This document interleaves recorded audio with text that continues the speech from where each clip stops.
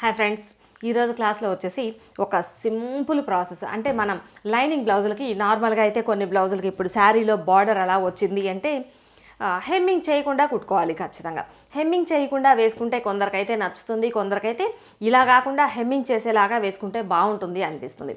ఇలా శారీలో వచ్చిన బార్డర్ వచ్చిన బ్లౌజులకి ఇలా వేసేసుకోవచ్చు. ఇంకా బార్డర్ ఏమీ రాకపోయినా హెమ్మింగ్ చేసేలాగా వేసేసుకోవచ్చు, కానీ మనం చేత్తో హెమ్మింగ్ చేసే పని లేకుండా వేసుకోవచ్చు. అది ఎలా అనేది ఈరోజు వీడియోలో చూసేద్దాం. మన ఈ వీడియోని స్టార్ట్ చేయబోయే ముందుగా మన ఈ వీడియోని ఫస్ట్ టైం చూస్తున్నట్లయితే మన ముద్ర వీడియోస్ ఛానల్ని సబ్స్క్రైబ్ చేసుకోండి, పక్కనే ఉన్న బెల్ బటన్ ఆన్లో పెట్టేసుకోండి. కొత్తగా ఎప్పుడు వీడియోస్ అప్లోడ్ చేసినా ముందుగా మీకు నోటిఫికేషన్ వస్తుంది. వీడియో నచ్చితే లైక్ చేయండి, అలానే మీ ఫ్రెండ్స్కి షేర్ చేయండి.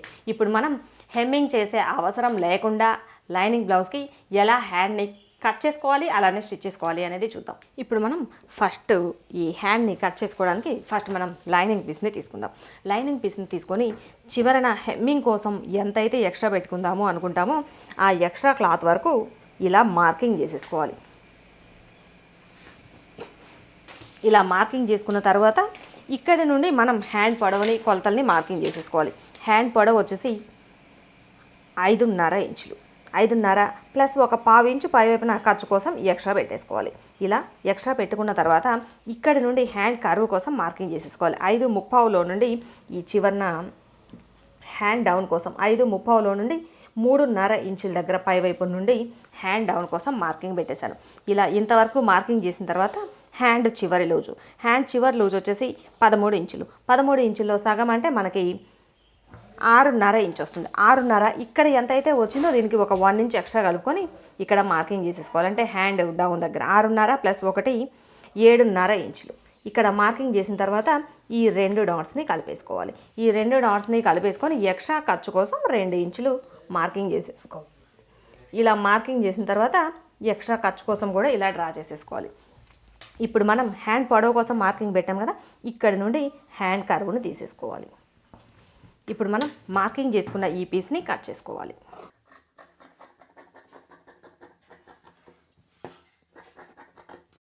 ఇలా ఇంతవరకు కట్ చేసుకున్న తర్వాత మధ్యలో ఈ ఫోల్డింగ్ దగ్గర చిన్న టక్స్ని పెట్టేసుకోవాలి.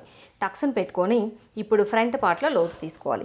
ఈ టక్స్ దగ్గర ఇక్కడ నుండి 1 ఇంచ్ దగ్గర ఒక మార్కింగ్ చేసేసి ఇక్కడ నుండి ఈ ఖర్చు ఉంది కదా, ఇక్కడ ఈ డాట్కి మధ్యలో ఒక మార్కింగ్ పెట్టేసి ఇక్కడ 3/4 ఇంచు ఉండేలా మార్కింగ్ చేసేసుకొని ఇక్కడి నుంచి ఈ డాట్ని ఇలా డ్రా చేసేసుకోవాలి. ఇలా డ్రా చేసుకున్న తర్వాత మార్కింగ్ చేసిన ఈ పీస్ని కట్ చేసుకోవాలి.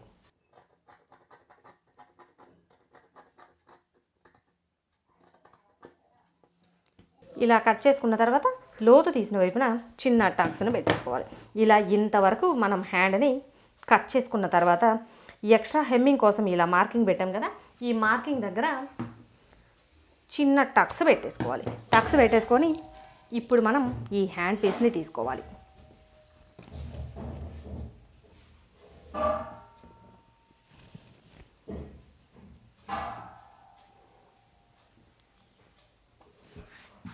బ్లౌజ్లో హ్యాండ్ తీసుకొని దీనికి మనం ఎక్స్ట్రా హెమ్మింగ్కి ఏమీ అవసరం లేదు, అంటే ఎక్స్ట్రా హెమ్మింగ్ పైవైపున చేసే అవసరం లేదు కాబట్టి ఈ ఎక్స్ట్రా పెట్టుకున్నాం కదా, ఇక్కడ ఖర్చు కోసం ఒక 1/4 ఇంచ్ ఎక్స్ట్రా వదిలేసి మిగిలిన ఈ పీస్ని వరకు కట్ చేసేసుకోవాలి.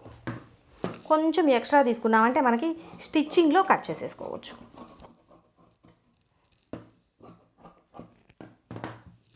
ఇలా ఇంతవరకు కట్ చేసుకున్న తర్వాత ఇప్పుడు మనం స్టిచ్చింగ్ చూద్దాం. ఇలా ఇంతవరకు హ్యాండ్ పీస్ని కట్ చేసుకున్న తర్వాత ఇప్పుడు మనం ఇటువైపున మార్కింగ్ ఉంది కదా, ఇలానే రెండవ వైపును కూడా జస్ట్ డ్రా చేసి పెట్టేసుకోవాలి. ఇలా డ్రా చేసుకున్నాము అంటే ఇక మనకి స్టిచ్చింగ్ అప్పుడు క్రాస్ ఏమీ రాకుండా ఉంటుంది. ఇలా మార్కింగ్ చేసుకున్న తర్వాత ఎక్స్ట్రా ఉన్న పీస్ని ఈ మార్కింగ్ దగ్గర వరకు ఫోల్డ్ చేసేసి మిడిల్లో ఒక కుట్టు వేసేసుకోవాలి.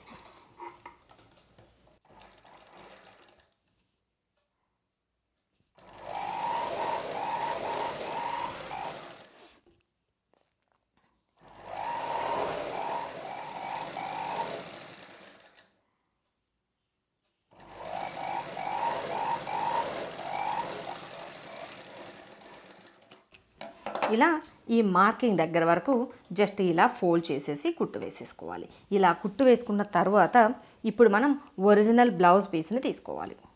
బ్లౌజ్ పీస్ రైట్ సైడ్ వచ్చేలా పెట్టుకోవాలి. రైట్ సైడ్ వచ్చేలా పెట్టుకున్న తర్వాత ఇప్పుడు మనం ఇలా మార్కింగ్ వరకు ఫోల్డ్ చేసి కుట్టు వేసేసుకున్నాం కదా, ఈ పీస్ని అంటే ఈ ఎక్స్ట్రా కుట్టు బయటకు వచ్చేలా పెట్టుకోవాలి. ఇలా పెట్టుకుంటే ఇటువైపు నుంచి అయితే మనకి కనిపిస్తుంది కూడా. ఇలా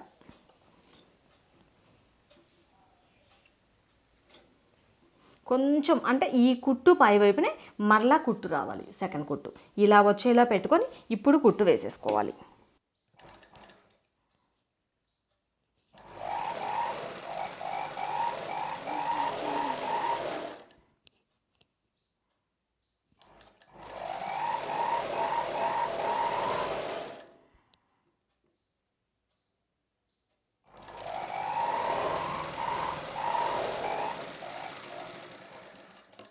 ఇలా కుట్టు వేసేసుకున్న తర్వాత ఇప్పుడు ఈ ఒరిజినల్ బ్లౌజ్ పీస్ని ఇలా పైకి తీసుకొని ఒక్కసారి రఫ్ చేసుకోవాలి.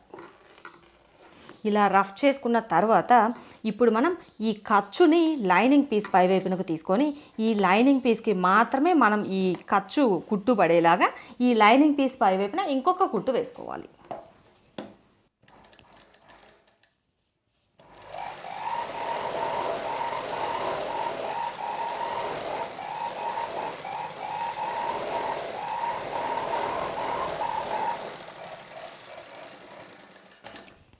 ఇలా కుట్టు వేసుకున్నాము అంటే మనకి ఈ చివరన క్లాత్ స్టిఫ్గా ఉంటుంది. సేమ్ మనం హెమ్మింగ్ చేస్తే ఎలా ఉంటుందో సేమ్ అలానే ఉంటుంది. మనకి ఈ బ్లౌజ్ పీస్ పై వైపున కుట్టు అస్సలు కనిపించదు, అలాగని ఈ చివరన స్టిఫ్గా ఉంటుంది. ఇక హెమ్మింగ్ చేసే అవసరం కూడా లేకుండా ఉంటుంది. ఇలా ఇంతవరకు ఈ చివరన అంచుని కుట్టు వేసుకున్న తర్వాత ఇక మనం ఈ బ్లౌజ్ పీసు లైనింగ్ పీసు రెండు కలిపేసి ఈ చివరన ఒక కుట్టు వేసేసుకోవాలి.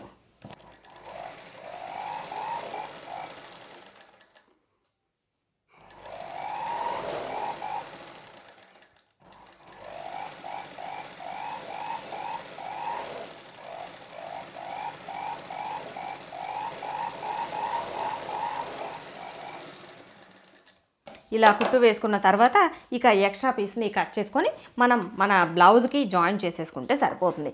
ఇలా కనుక ప్రిపేర్ చేసుకున్నాము అంటే మనకి మొత్తం హెమ్మింగ్ చేస్తే బ్లౌజ్ ఎలా ఉంటుందో ఈ చివరన అలా వస్తుంది, స్టిఫ్గా చాలా బాగుంటుంది. ఇలా కనుక కుట్టు వేసేసుకున్నాము అంటే ఇక మనం మన లైనింగ్ బ్లౌజ్కి హెమ్మింగ్ చేసే అవసరం లేకుండా సింపుల్గా అయిపోతుంది. అలానే మన బ్లౌజ్ ఫినిషింగ్ కూడా చాలా నీట్గా వచ్చేస్తుంది. చూసారు కదా, చాలా సింపుల్గా మనం హెమ్మింగ్ లేకుండా ఎలా ఈ హ్యాండ్ని స్టిచ్ చేసుకోవచ్చు అనేది. వీడియో నచ్చితే లైక్ చేయండి, అలానే మీ ఫ్రెండ్స్కి షేర్ చేయండి. ఇప్పటి వరకు మన ఛానల్ని సబ్స్క్రైబ్ చేసుకున్నట్లయితే మన ముద్ర వీడియోస్ ఛానల్ని సబ్స్క్రైబ్ చేసుకోండి.